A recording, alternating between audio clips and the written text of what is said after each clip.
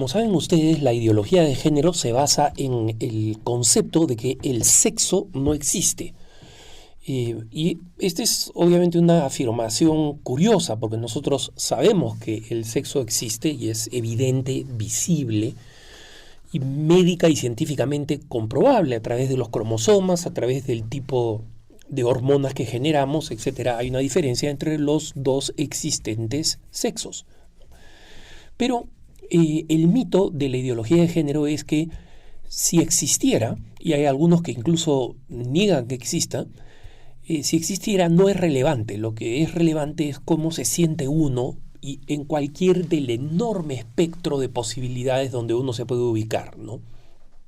Y esto viene a colación de que recientemente en una importante entrevista en la BBC en Londres, en el canal de televisión del Estado de Inglaterra, una supuesta sexóloga que es bastante conocida, activista de género, dijo que el sexo en los niños no existía, ¿no? Lo dijo públicamente y lo dijo en televisión.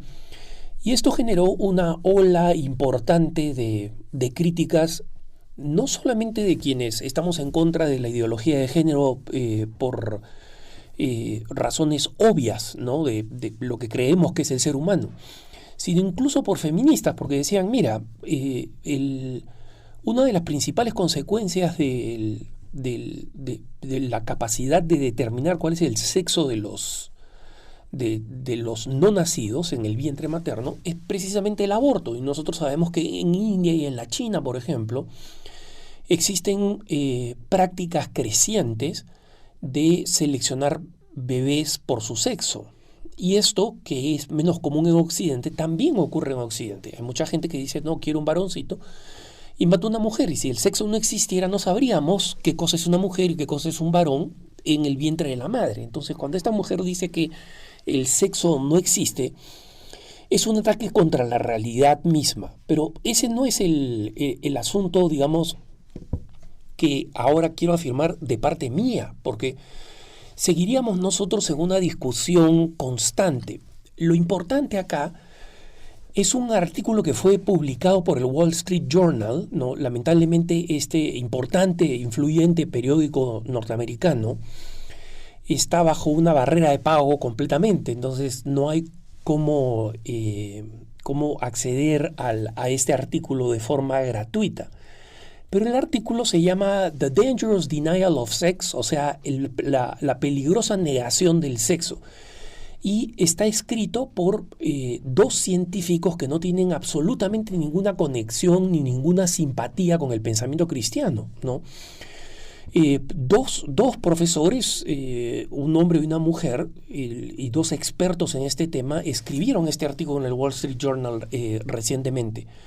Y los autores son Colin Wright, que es un profesor de biología evolucionista en Penn State, en la Universidad Estatal de Pensilvania, ¿no? Una universidad de bastante prestigio, y Emma Hilton, que es una profesora de desarrollo biológico de la Universidad de Manchester. Entonces, ambos, que son muy conocidos en esos estudios sobre el aspecto biológico del sexo, ¿no? Ambos son biólogos, concluyen que no solamente es profundamente anticientífico decir que los sexos no existen, ¿no?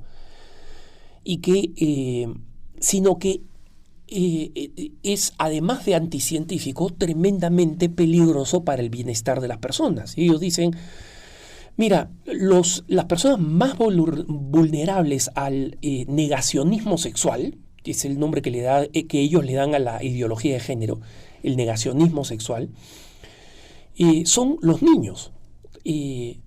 Cuando a ellos se les enseña, dicen textualmente estos dos autores evolucionistas y biólogos, ¿no? Cuando a ellos se les enseña, o sea, a los niños, que la sexualidad está enraizada en la identidad en vez de la biología, ¿no? Es decir, lo que yo escojo ser en vez de lo que la naturaleza me ha proporcionado, las categorías sexuales inmediata y fácilmente pueden ser convertidas a estereotipos regresivos de masculinidad y feminidad. Muchachitas masculinas o varones afeminados pueden terminar confundiéndose respecto de su propio sexo, ¿no?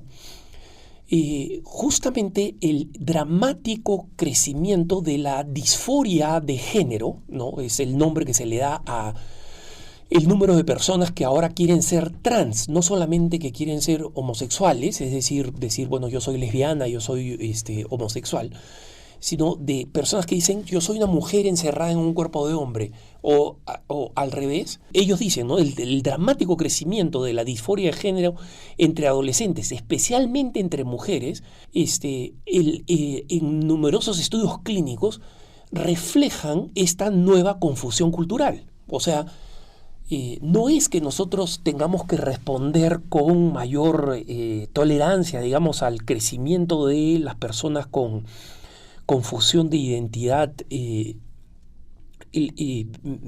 género, sino que la confusión de identidad de género la están creando la ideología de género, la están creando este es el negacionismo sexual, o sea, que niega que el sexo nos es asignado de forma natural por la biología, ¿no?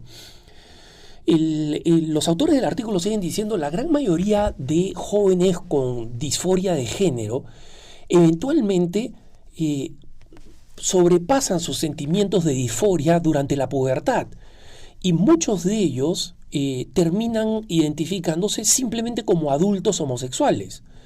Por tanto, las terapias de afirmación, entre comillas, que insiste en que a un niño le comience a hacer el tratamiento de cambio de sexo sin jamás ser cuestionados, y las drogas que bloquean la pubertad, es decir, que impiden, digamos, que un chiquito de 7 años, de 8 años, que dice que es mujer, ¿no? O una niñita que dice que es hombre. Entonces, a esta corta edad, la ideología de género dice, a esos niños hay que darle bloqueadores de la pubertad, porque en la pubertad viene la explosión de nuestros distintos componentes que determinan si somos hombre o mujer, ¿no? Las hormonas que nos van a dar el cuerpo y las características del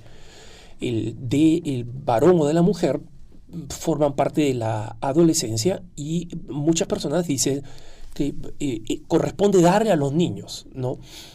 Porque esa es una manera de comprarle tiempo, entre comillas, ¿no?, a que los niños descubran su identidad. Pero lo que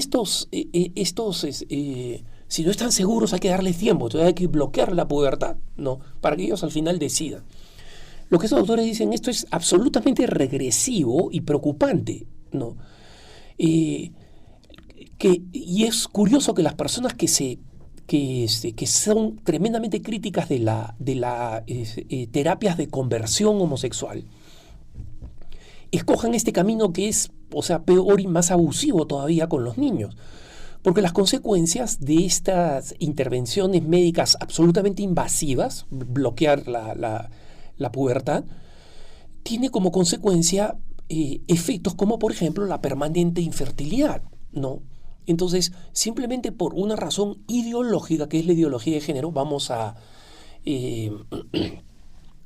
terminar en esta situación. Y esto es como termina en el artículo estos dos autores, Colin Wright y Emma Hilton. Dicen, el tiempo para la corrección política respecto de este tema se ha acabado. Los biólogos y los profesionales médicos necesitamos ponernos de pie para defender la realidad empírica del sexo biológico. Es decir, la realidad empírica. ¿Empírica qué cosa significa? Que la ciencia y los datos evidentes y visibles lo demuestran, ¿no? Entonces, esa es la realidad empírica. No es una convicción que tenemos tú y yo como católicos, por ejemplo, ¿no? No es una cuestión eh, puramente religiosa. Es una cuestión científica, como lo dicen estos científicos evolucionistas, ¿no?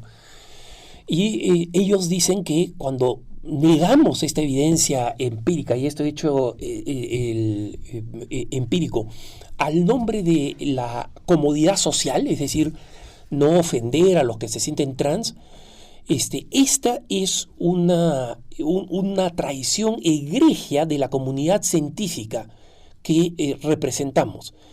Esta socava la confianza del público en la ciencia y es peligrosamente dañino para aquellos que son más vulnerables, como son los niños. Así termina el artículo. Entonces, esto es algo que nosotros tenemos que tener en cuenta, hermanos, porque la ideología de género es simplemente no anticristiana, es anticientífica. Y esto lo dicen los científicos y es algo que tenemos que ponernos de acuerdo en